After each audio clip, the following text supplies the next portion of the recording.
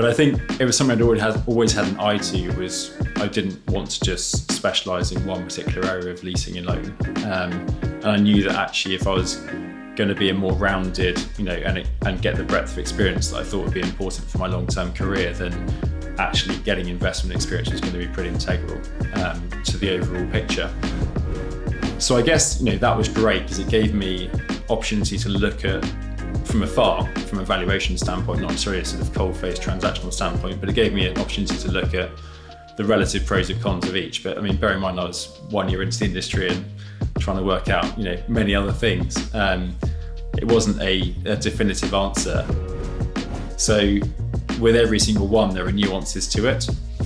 But I think where we're looking at it is what adds value both to the customer and to the investment value of an asset or development.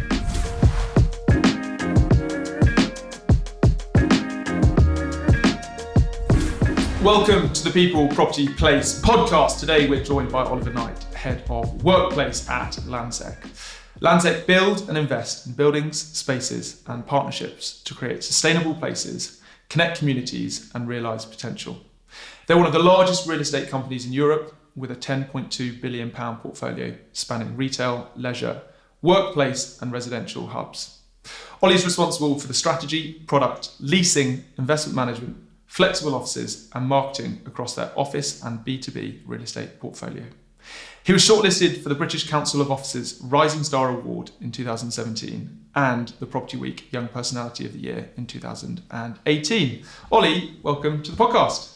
Matt, thanks very much for having me. Not at all. Well, look, I'm really excited to kind of get into understanding a little bit more about your background, career and what it is that you are doing at Landsec. But a place I always like to start these conversations is how did you get into real estate?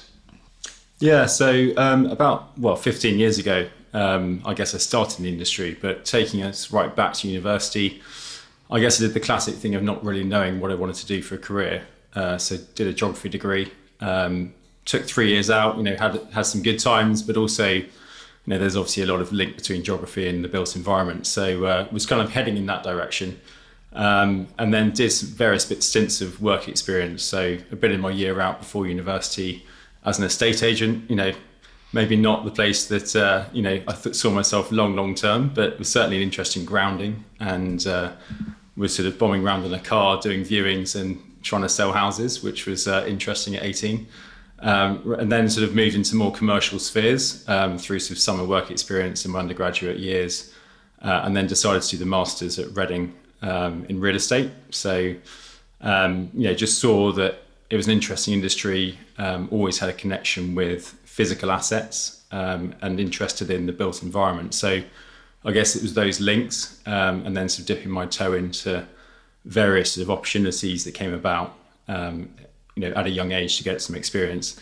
But really, as an industry, it was difficult to understand exactly what property and real estate was outside of just what you see in the residential sphere, sort of day to day. Yeah. Did you have any family or friends or? No, I mean, well, you I guess friends, old friends. Yeah, I don't have any family. Who were in the space or like advised or kind of gave you a window into what a career in real estate would look like or not? No, to be honest. And, I think what was quite telling of where the industry was at the time, when I was having sort of graduate interviews, someone said to me, what's your connection to the industry? And I said, I haven't got one. And they said, that can't be right. You must have someone. And I said, well, no, sort of a friend of a friend of a friend type thing, connection, but otherwise really nothing. So, very much a case of just trying to explore different avenues at the time around career options, and decided that the real estate sort of built environment was where I wanted to focus my time.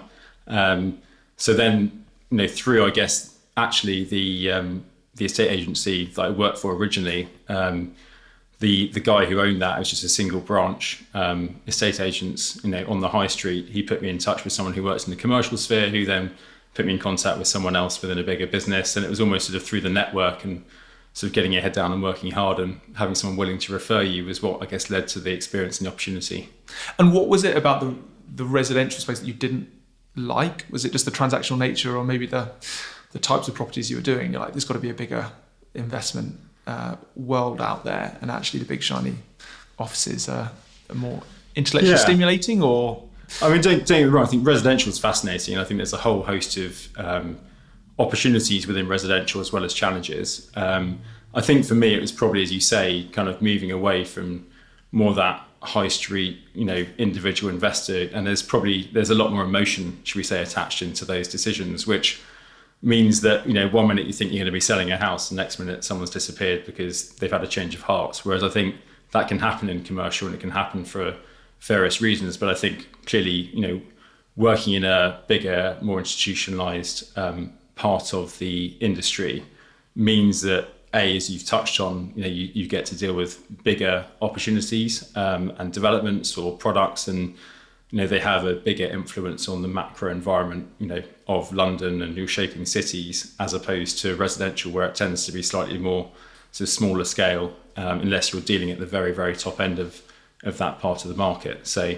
always was looking at thinking, well, I want to do more than just dealing with individual assets or buildings. It's kind of how can you have that bigger picture, wider view on the world. It's interesting you touched on, you did your kind of milk rounds of interviews, and they're like, you must have some sort of relationship or connection to real estate. That's just not a question that would come up now. Absolutely not, no. There's almost a preference for people who don't have any sort of connection to real estate in terms of, designing it for the future. But I guess that's just a kind of small window into the mindset of like how challenging it maybe has been, or how small the pool is in terms of getting people into our industry.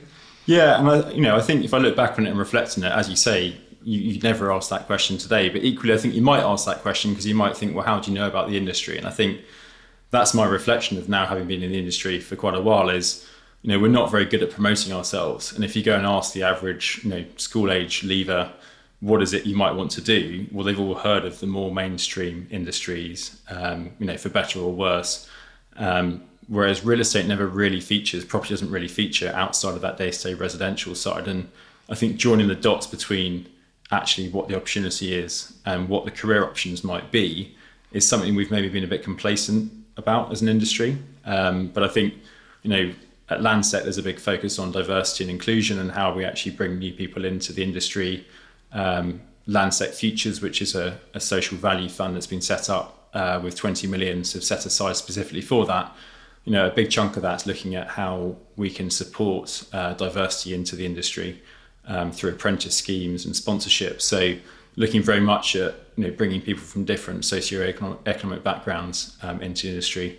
And that's something that, I feel really proud about in terms of having an ability to play my part in that. But it's not something that we're going to solve overnight. And, we know it's going to take some time to bring in that diverse pool of talent. But I do think there's something outside of that. It can't all be through funded schemes and everything else, but it's actually how do we talk about the industry in a more positive light.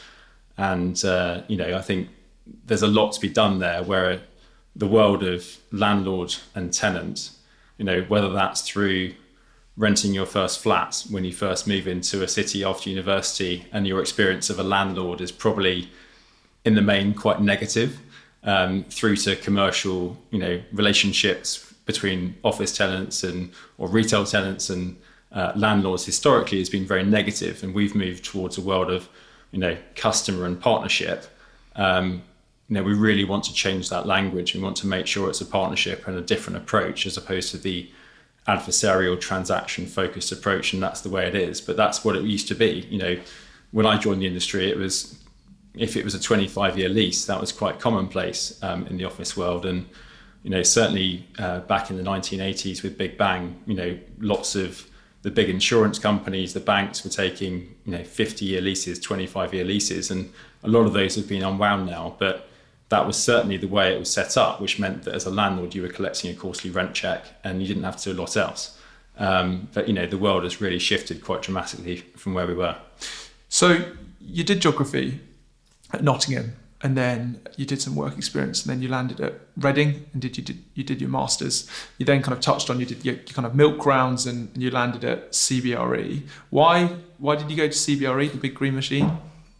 Yeah, it's an interesting question. I mean, I think, Reading is very good at giving you exposure to different areas, but they probably direct you more towards the consultancy side. And I think the structured sort of graduate schemes are very beneficial because you get breadth of experience. There's a tailored program around supporting the APC and getting RICS qualified. And at the time it was a case of weighing up. There are some landlord opportunities potentially to go in as a graduate, but less of them and certainly less structured. And then I guess I was weighing up the consultancy businesses, and bear in mind this was in 2006, 2007. So it was pretty, right at the top of the last peak. So quite an interesting journey insofar as, a lot of them were talking about taking on massive numbers of graduates. So actually it was, I would say, a graduates market to a degree. You had choices of where you might want to go.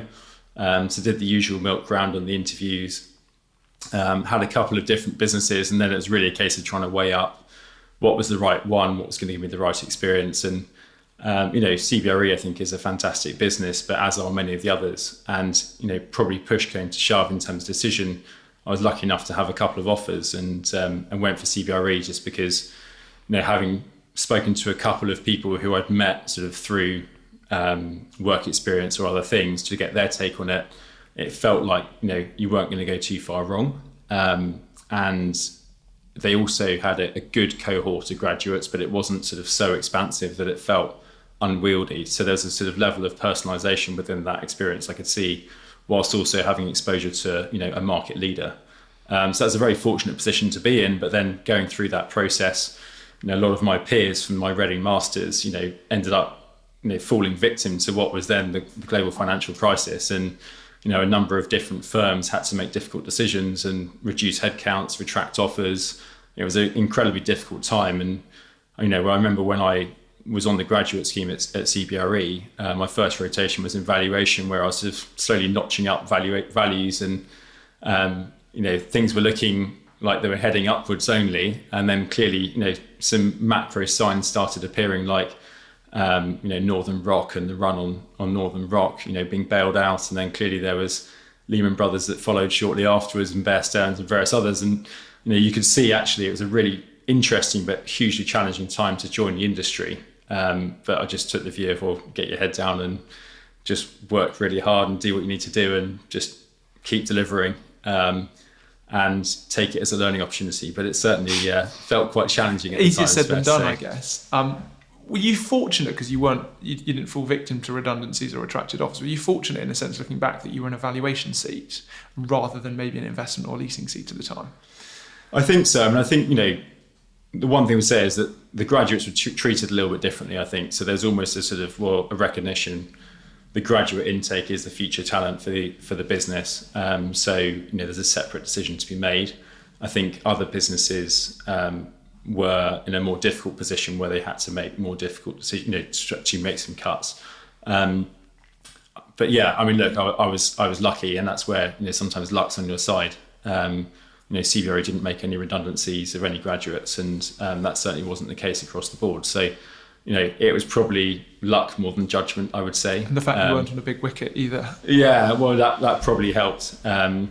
But yeah, and then, fascinating time. So I started in valuation. Then my second rotation was in city agency, based by St Paul's. And again, with that, it was a difficult time. And I guess I was having to straddle two different teams, but almost work full time in both.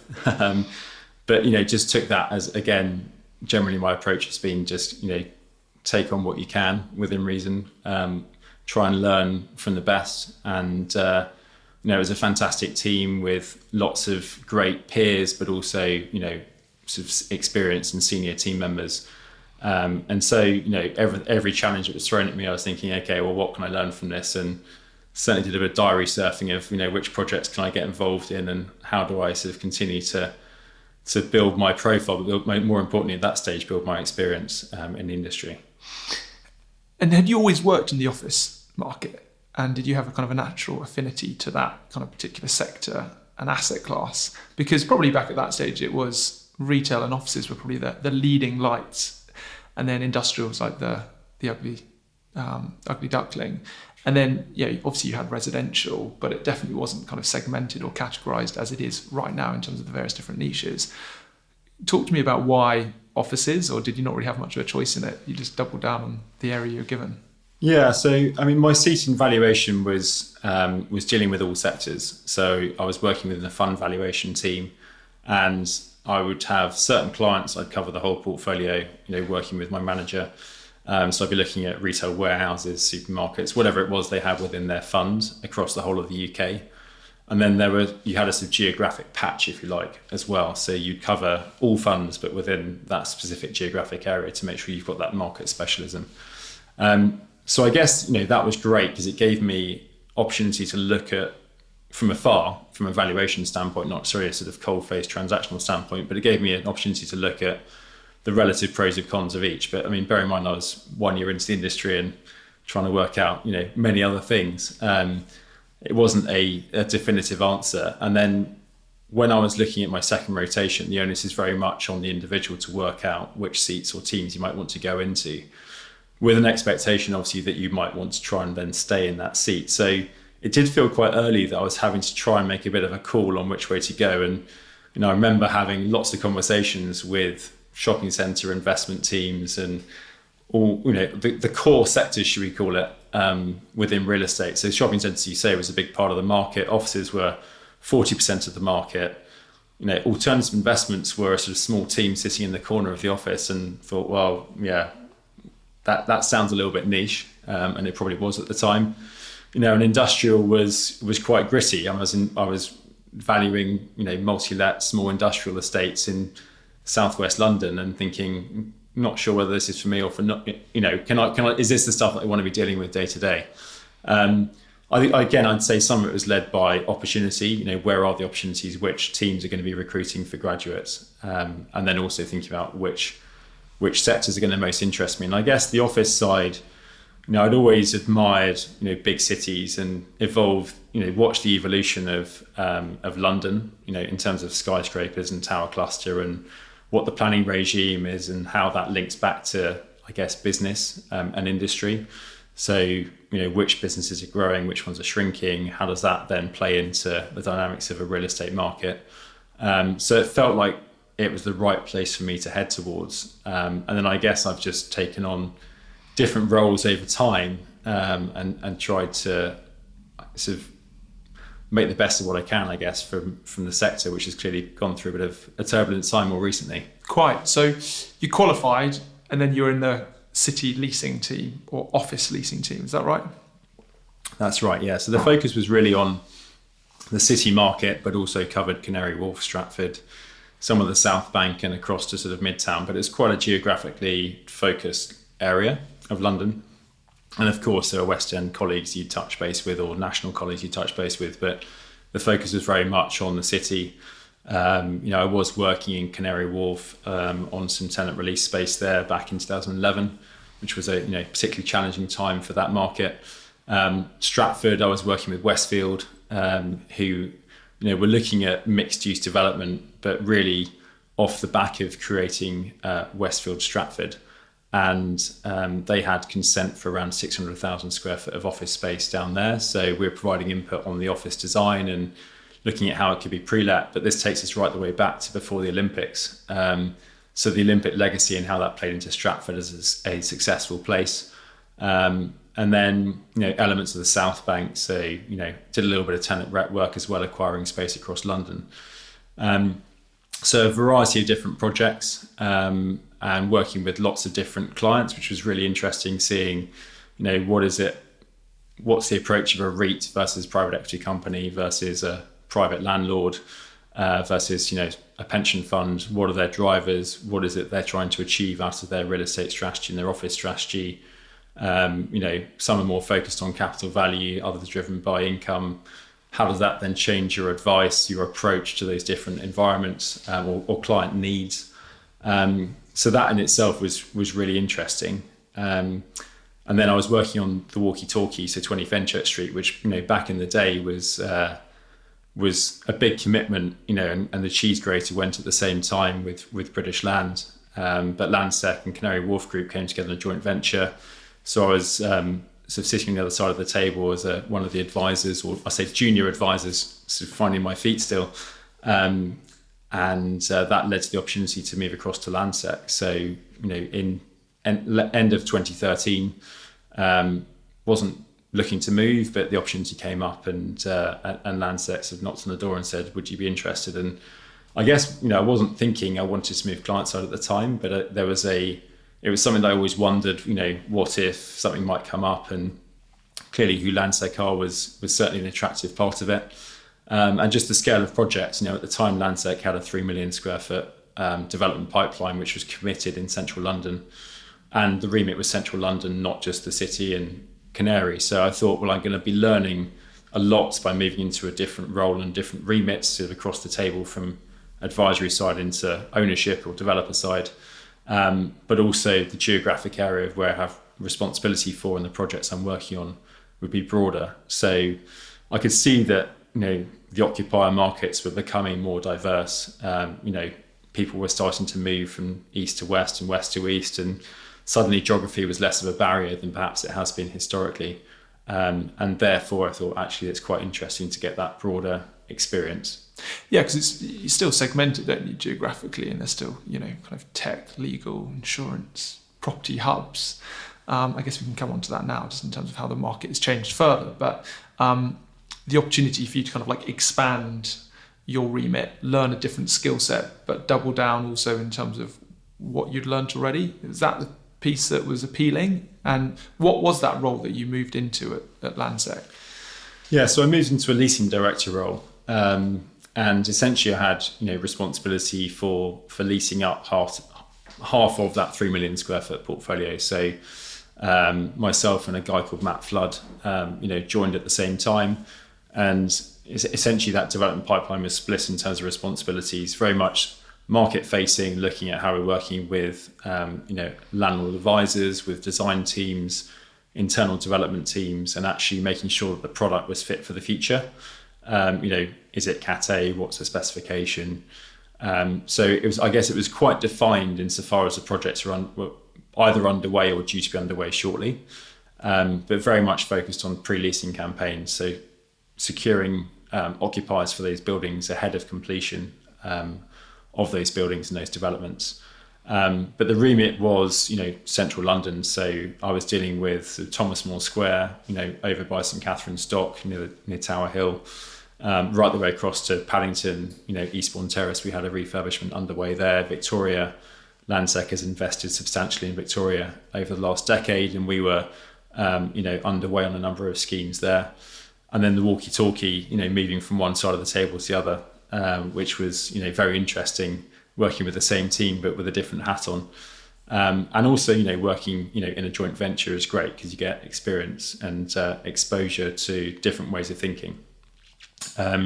So I was there as a leasing director, and then essentially, our pipeline and our commitment, a call was made around further commitment by Landsec into more spec offices being curtailed. So the last scheme to be delivering was Nova in Victoria, which was completing in 2017. And so I guess I looked at that and thought, well, what's my role going to be going forward if there's no more spec offices? And that's what I'm kind of being brought in to do. So covered the residential side for a while. We were developing some build to sell residential as part of mixed use schemes in Westminster as part of the planning obligation. So, was selling some flats. I was working with the agents who were selling the flats. Going back to your original route. Yeah, exactly. So I knew there'd be a value in that at some point. But so Nova in Victoria, we had 170 units. Kingsgate, we had 100 units on Victoria Street.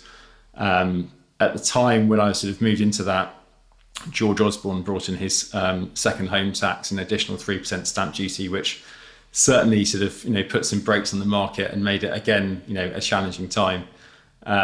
But, just thought, well, I'm happy to turn my hand to it and, let's just crack on. And it was an interesting experience dealing with, lots of individuals, but a lot of international individuals who were looking to buy in London. And alongside that, I then moved into the investment team. So was taking on a sort of investment management, looking at our valuations, which are completed every 6 months as a listed business for financial reporting purposes and then updating the markets.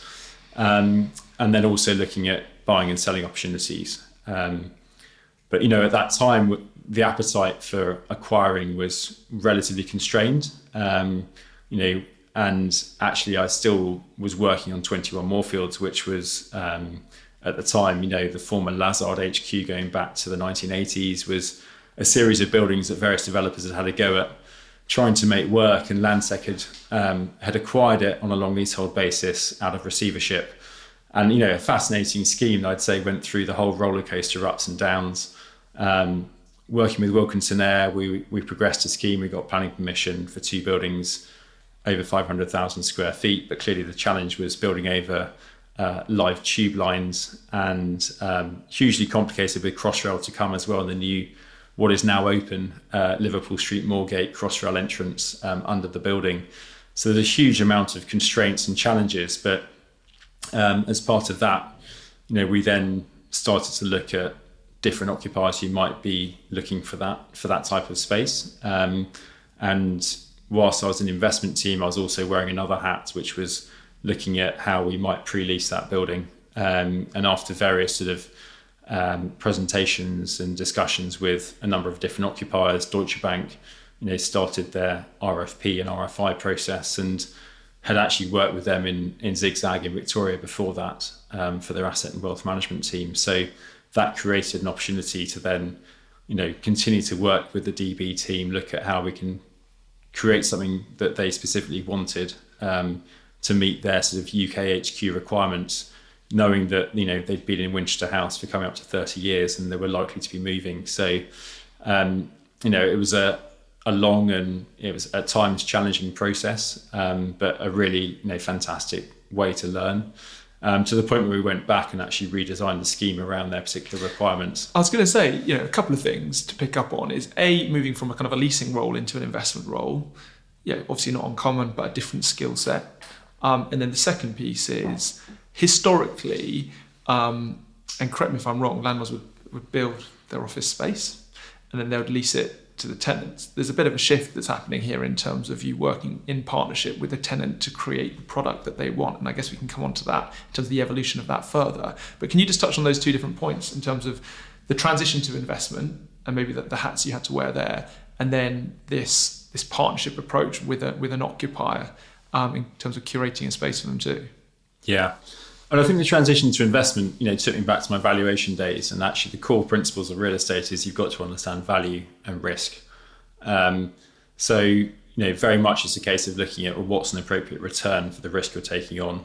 If you're looking at core investments, then obviously your risk tolerance is going to be, you're going to accept a lower return. Whereas if you're looking at development or higher risk activities, then you're going to expect a higher return. So it's understanding those core principles of what it is, as an investor or the investment universe is expecting.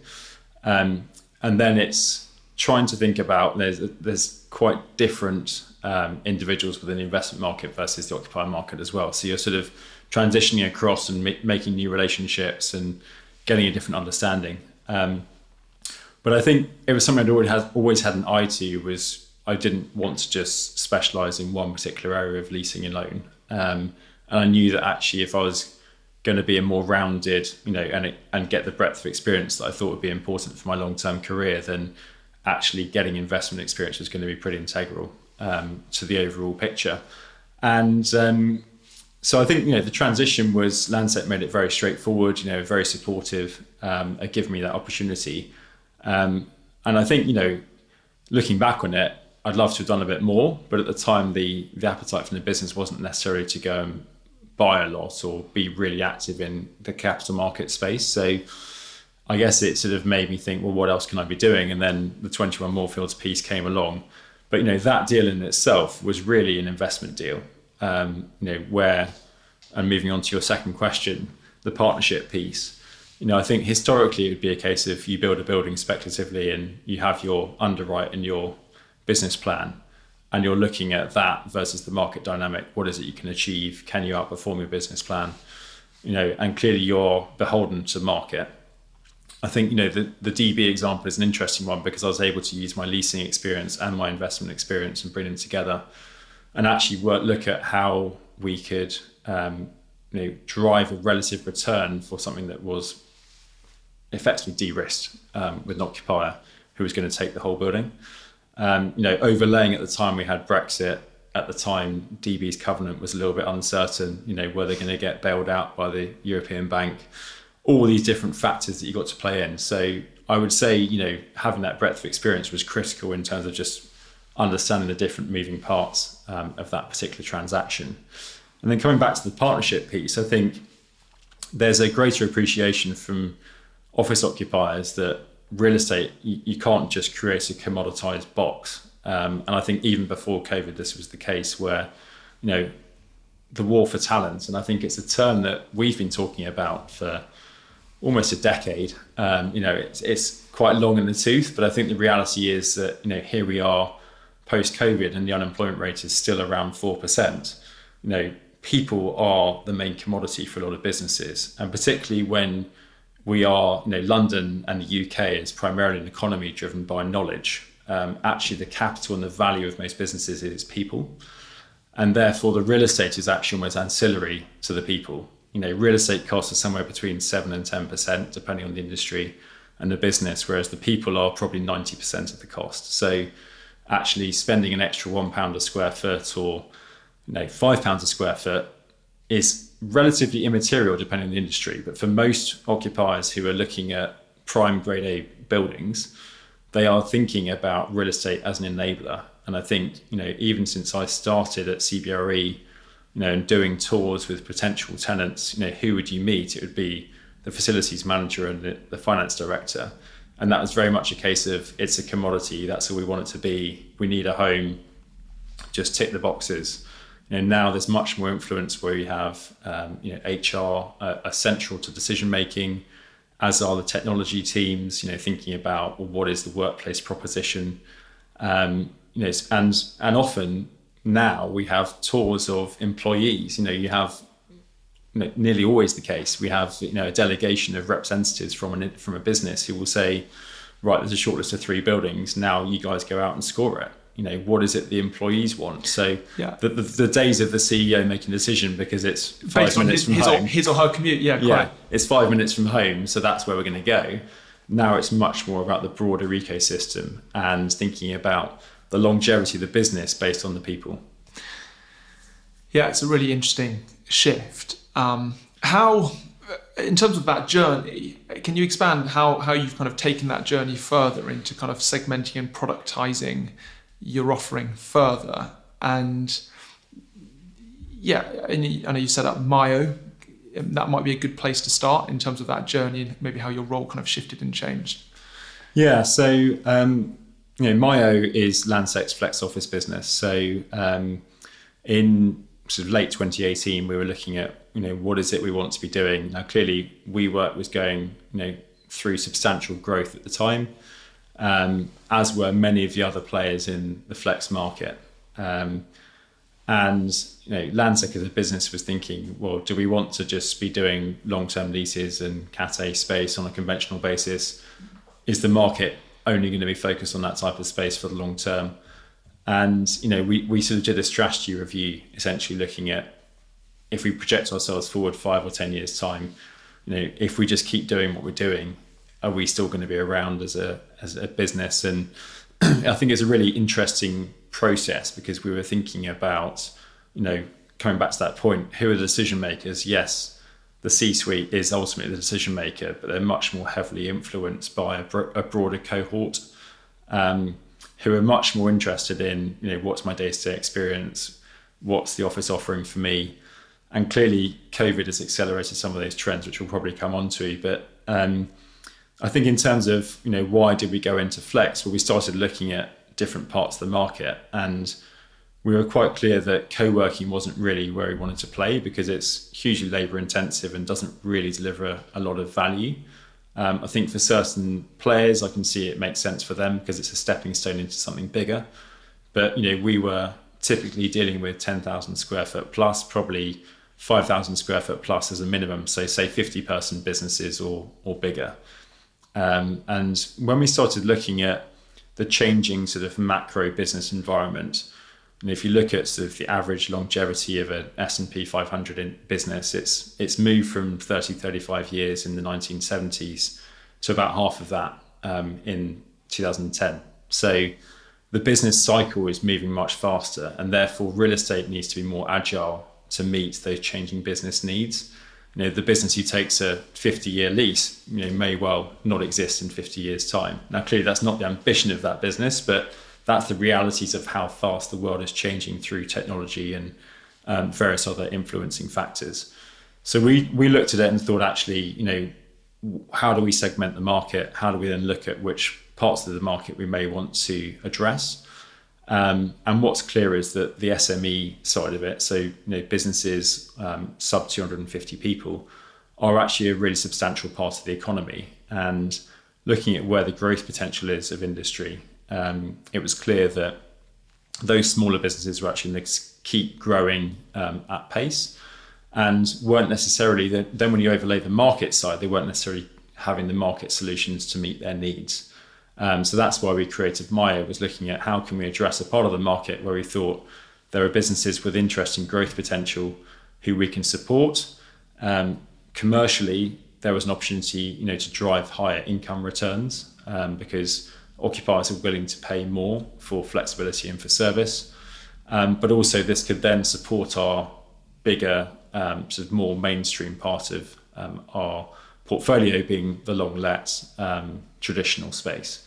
And so we thought, well, actually, we can start to curate. And that point about partnership is, well, we're starting now from 10 people to 150 person businesses within Myo, and looking at how we can work with those businesses to support their growth in the future. Now, it doesn't mean you have to pre-qualify to say we're a growth industry with the X projection we think will be at this size by this time. But it was trying to look at, well, actually, how can we create something which, is an ecosystem in its own right, but also has the ability to grow income returns over time. And from a risk perspective for the portfolio, we were happy to look at that and think, well, we can take a level of risk within the portfolio which makes sense. So it's not 100% of the portfolio. Clearly, if you have macro black swan events, you don't want to have everything in that basket of very short income. But we could look at it as part of a bigger picture portfolio allocation within a sector. And then secondary to that was looking at our existing customer base and actually what is it their needs were going forward and how is that changing. And a lot of them were talking about how can we optimize our real estate portfolio? How is it that we can, Landsec as a business can support us to provide flex space for when we have acquired a new business, or when we need some growth space, or when we need a project team or meeting rooms on demand. And so it's really fulfilling a dual purpose, both from a sort of new customer and occupier perspective, but also from servicing existing customer base. It's a big shift in mindset though, right? As you've kind of touched on, and the risk as well. Valuation, obviously there's been a lot of chat in the press over the years about the methodology and how they can go about supporting it, but how do you get a major landlord like Landsec, shifting and getting their head around this kind of concept? Yeah, and look, I think, it's a really interesting point, and certainly something that we very much focused on as part of the decision to go into this, to create Myo and to go into that part of the industry. Coming back to my point about operational real estate, what was operational real estate? Now it's a much more substantial part of the industry, and it did require a shift, because I think that level of complacency, and let's face it, no one was talking about customer service. Certainly when I was joining the industry, customer service was unheard of. And so it requires a completely different mindset. And, we're moving much more into a hospitality world. And I think that term's a little bit overused, but the reality is people are getting a choice of whether they stay in your building, in your space on an annual basis or even a monthly basis based on the experience they have every day. So, there was a big focus around creating a team culture and mindset, which was, about incremental improvement and making sure we can create a great day for every individual who's coming into a Myo workspace. But I think that actually cascades across into all of our office properties. It's something we're already doing, but it probably accelerated the speed of transition. And therefore, what's the pool of talent that we want in the industry, in the company, and how do we want to be positioning ourselves? Right the way down to the service partner teams that we use, for FM within our buildings. And then clearly, I think the big shift is we're moving from more of that transactional relationship into a truly operational relationship where, it used to be a case of, well, in the lease it says that your responsibility for the air conditioning on your floor therefore will help, but there's only so much we can do. It's really over to you. The onus is on us to deliver that. Now that is equally the opportunity, because a lot of players are not able to fulfill that level of service or have the expertise to deliver it. And you touched on the hotel model. It is similar to the hotel model, and we've looked at that. What's the position, and I think what's the brand position of different hotel models, for example, and how is the consumer choosing that or not choosing that? And I think that's where I think the office sector will probably move towards, is much more, certainly within that smaller scale flex space, people will be starting to choose brands as opposed to just choosing a location in the building. And a brand and experience and something they can relate to and an identity that they can buy into. So as well as Myo, you've also got two other products as well. You've got Customized and Blank Canvas, and you've obviously spoken about the segmentation of the occupier.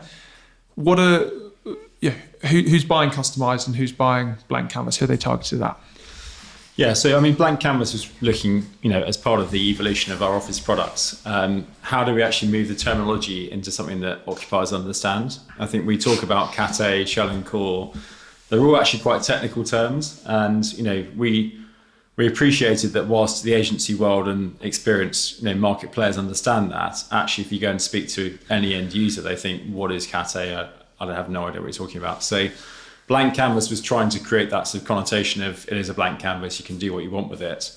And really that's moved the onus across. So I'd say that's what we call our traditional offering, really. Yep. Customized was almost the middle ground between Myo and Blank Canvas, and the stepping stone into Blank Canvas is Customized. So essentially it's a fitted out product. So it's delivering a solution where an occupier can move in day one, they can set up their business and they can operate. And what we offer for that is either the ability to add on managed services, or to take it as it is with the fit out and then run it yourselves. And so I think what we've moved towards is creating different solutions for different businesses depending on where they are in their business cycle, whether they want to take a hands-on approach to their office, or whether actually they're very much focused on their particular business specialism. But I guess the distinction between Myo and Customized is Myo is part of a shared community where you've got central amenities. We're delivering front of house teams, a customer experience team. Whereas with Customized, we don't get involved in the staff side of it. So the business themselves would have their own front of house team there, but the managed services can deal with all the FM side of managing that office for them.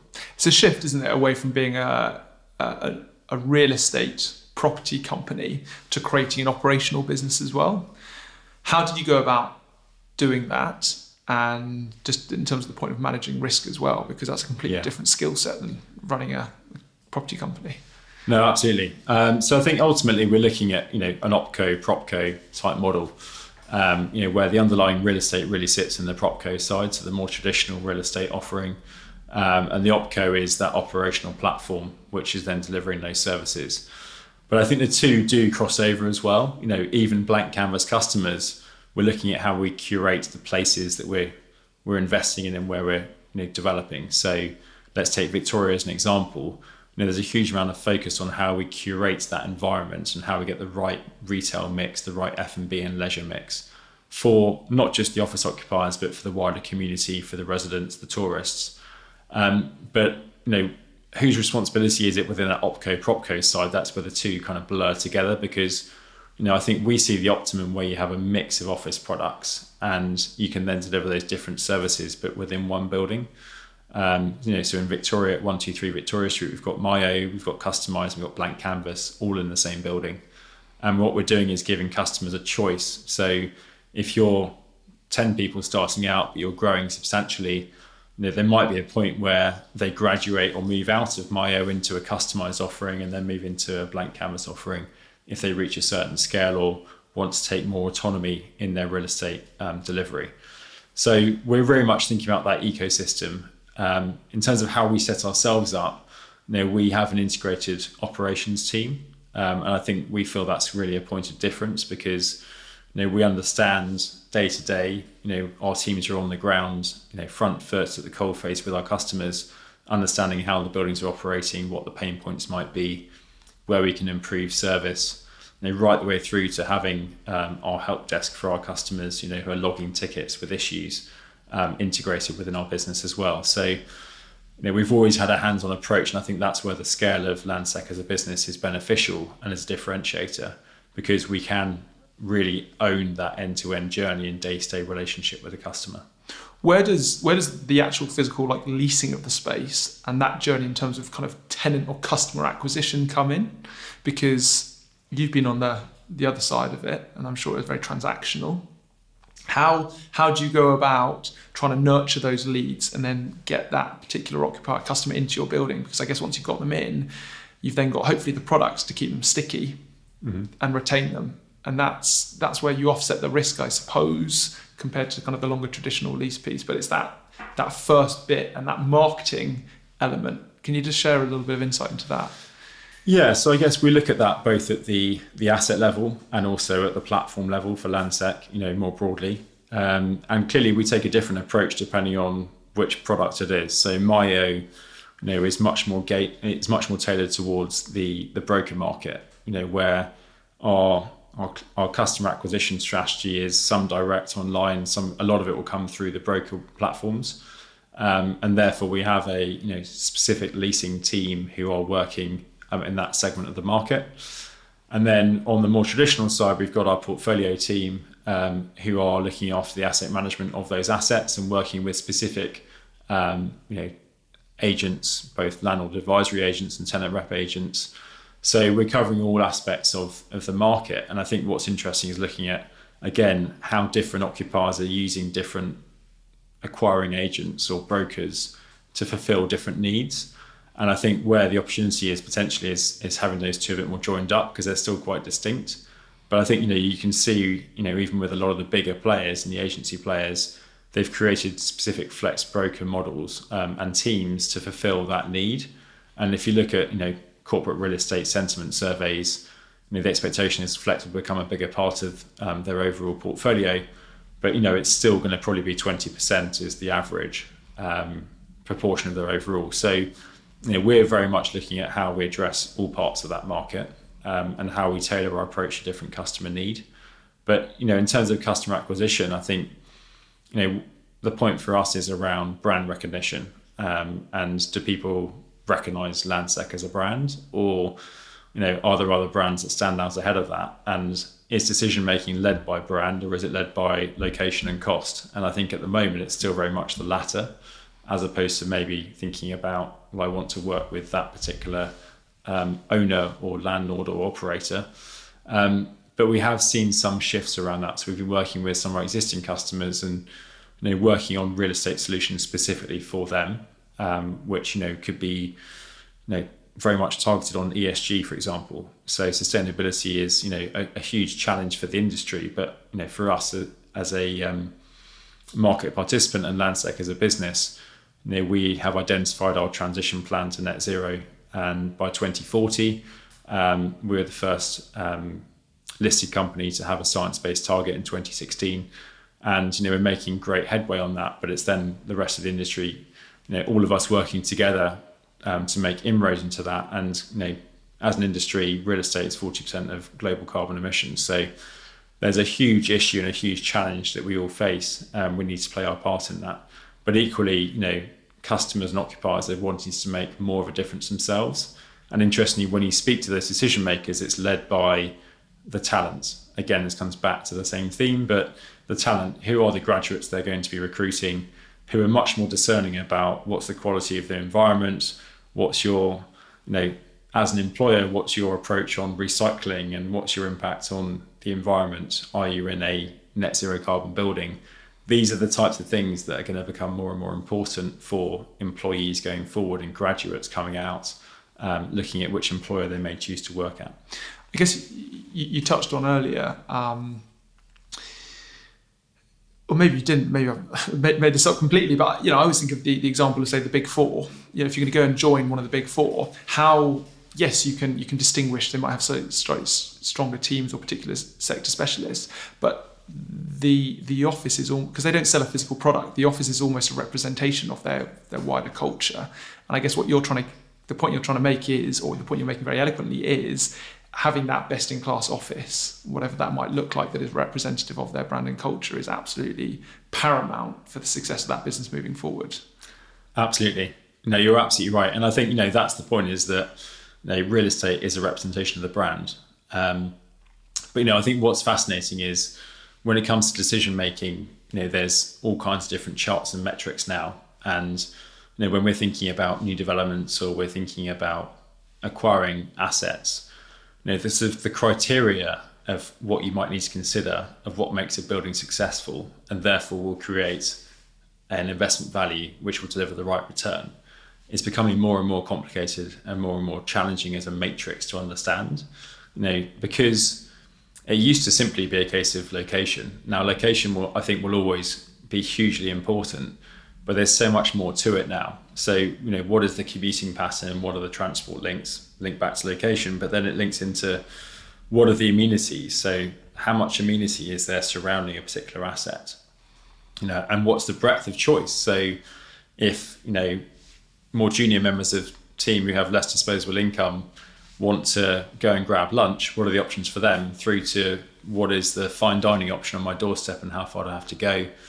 Do my clients want to come to the office? Are they impressed when they get there? But I think one of the shifts that we're seeing is, the purpose of the office and what it actually needs to fulfill. And clearly there's lots of focus around earning the commute. And there's this carrot and stick dynamic between employer and employee. I think having shifted dramatically one way to the employee, it looks like it's shifting slightly more back towards the employer.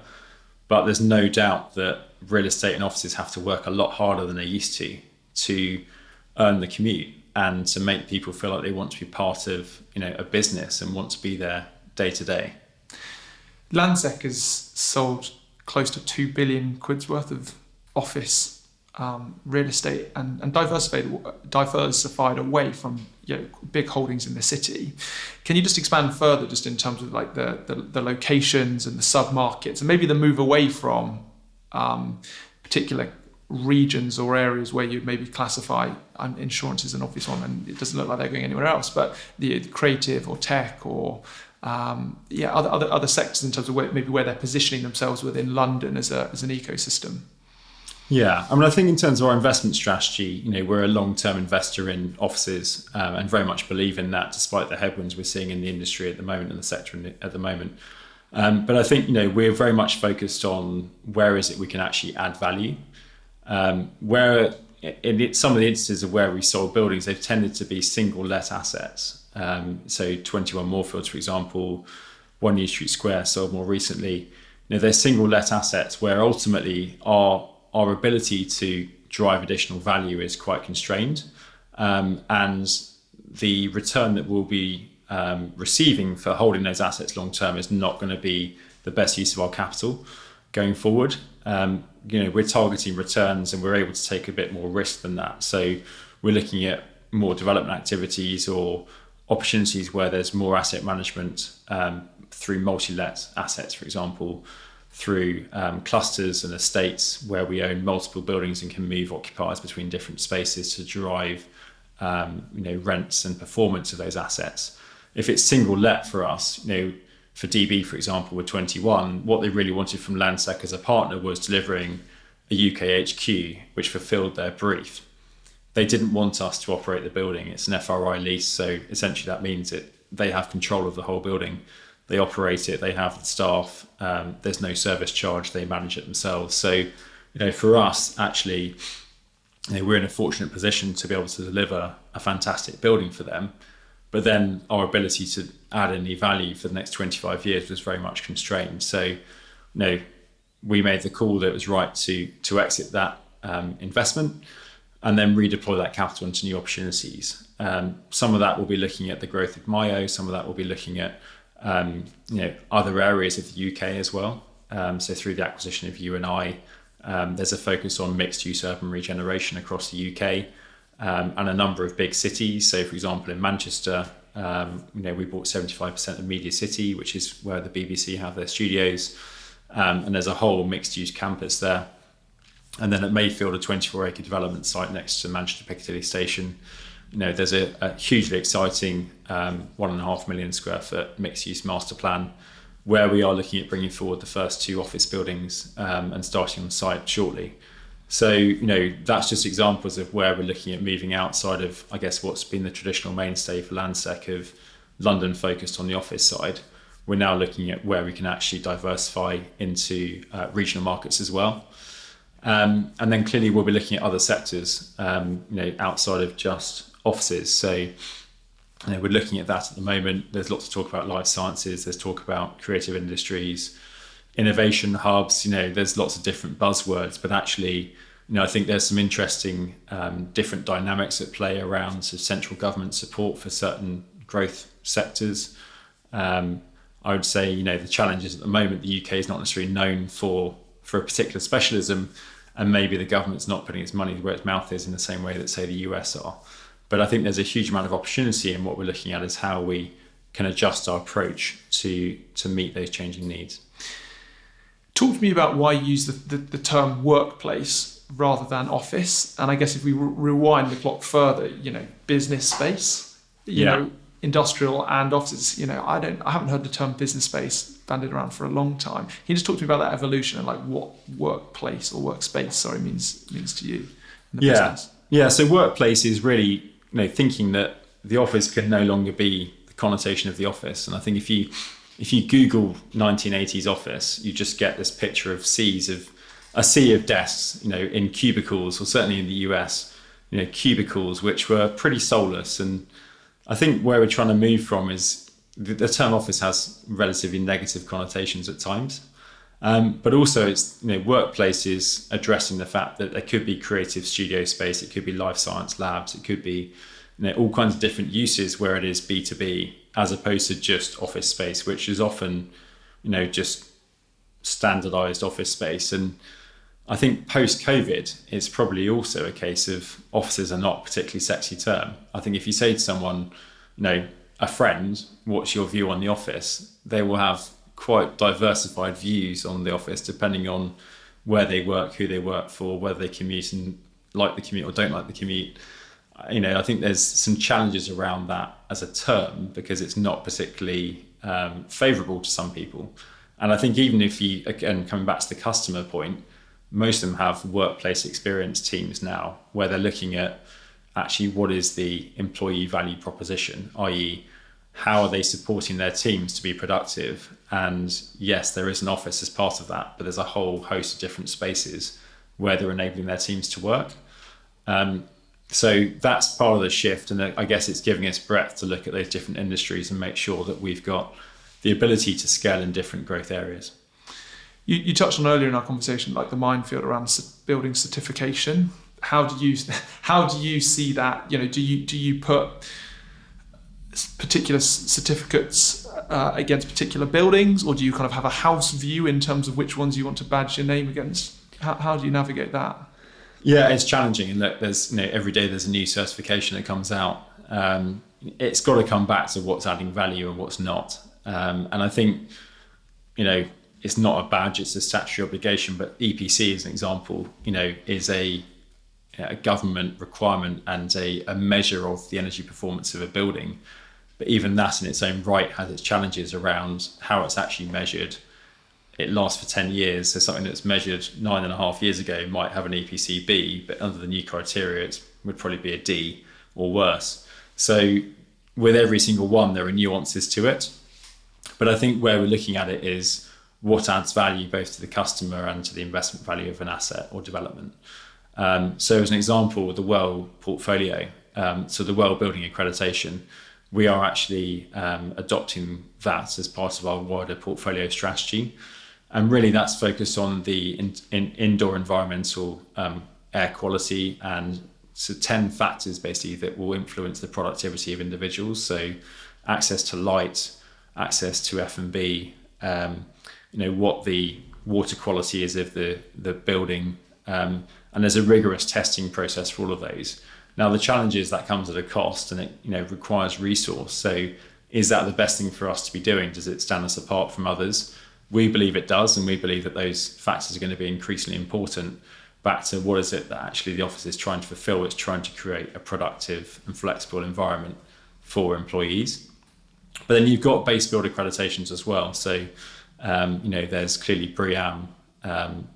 If you're looking at internal fit out, there's other measures. Then you've got WIRE score around connectivity. But I think you have to tailor your approach depending on the sophistication of your end user. For Myo, we're doing well accreditations of the fit out as well as the base build. We think that business owners and decision makers will start to make decisions more influenced around, are my team actually productive when they come in? What's the CO2 levels in meeting rooms? What's the ability to influence temperature? These factors are really important. And if leases are getting shorter, you have to make sure you're delivering a great experience. And so we have to measure that. That's absolutely critical to the performance of the assets going forward. And I guess there's an interesting article that came out this morning in React News about grade A office space and obviously the bifurcation or bifurcation, whatever it is, of the office market. You've now got like super prime offices and then grade A, B, C, but grade A is 60 to 75% of office space, so it can get banded around quite a lot. Yeah, I mean, definitions are a challenge, and I would say jargon as well is a challenge in terms of we all talk in a different language. If anyone outside the industry comes in, they think, what are you talking about? I've lost you. But look, I think, the proof will be in the pudding insofar as which assets perform and which ones are going to be, becoming more challenged, and ultimately may become stranded assets, both from an environmental standpoint, but also from occupiers and customers will vote with their feet. If you're not delivering good service at lease events, it's much more challenging. A big part for us in terms of how we measure the success of our buildings and our teams is looking at what our retention rate is. So, our customers wanting to stay with Landsec? Are they wanting to stay in our buildings? So they want to be choosing a building that we're developing as opposed to going somewhere else. Within my team, we have an insight and customer experience manager who's focused specifically on customer pulse surveys and looking at what is it we're doing well, what are the things we're doing less well, actually starting to capture NPS scores, net promoter scores. We've got to change the mindset, and we're sort of very much taking strides on that and making sure we're then taking action off the back of that feedback. So very much focused around continuous improvement, how to deliver service. It's quite a different approach to where we were a decade ago. So, Ollie, as we draw to a close, a question that I ask everyone who comes on the podcast is, if I was to give you £500 million worth of equity, who are the people, what property and which place would you look to deploy that capital? The kind of the twist, or the plot twist, I guess, is you can't have your existing team and it's got to be outside of offices. So where would you look to deploy that capital? That's a tough one.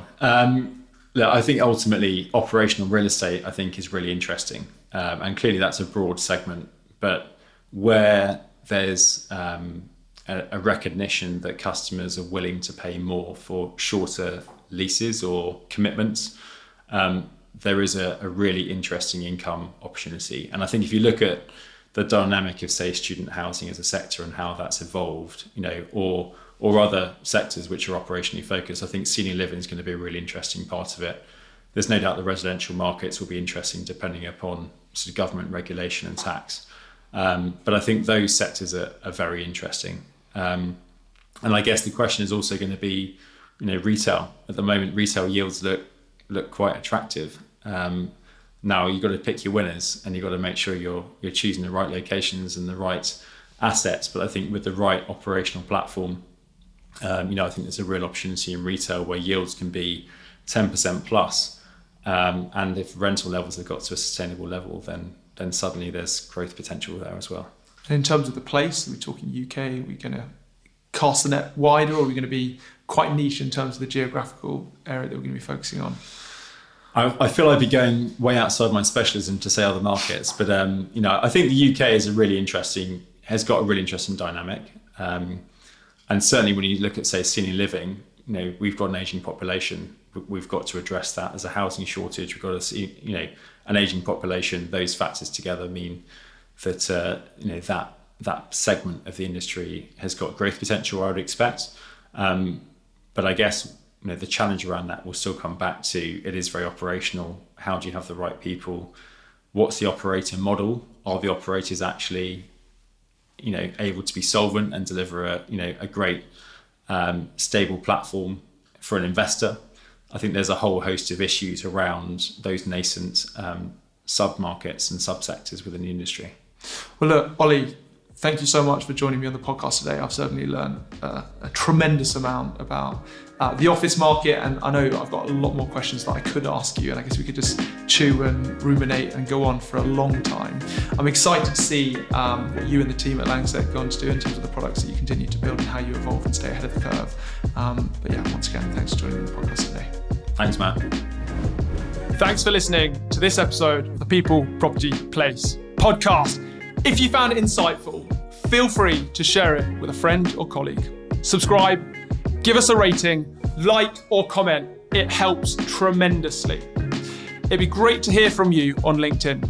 I'm super open-minded to recommendations of guests we should get on the podcast or areas of the market we should explore further. So do drop me a message. The People, Property, Place podcast is powered by Rockborn. The team recruit experienced talent for investors, owners, developers, and operators. So if you're considering your career options at the moment or looking to attract top talent to work for you, head over to the website www.rockborn.com, where you can find a wealth of research to aid your search. Have a great day wherever you are, and I look forward to catching you next time.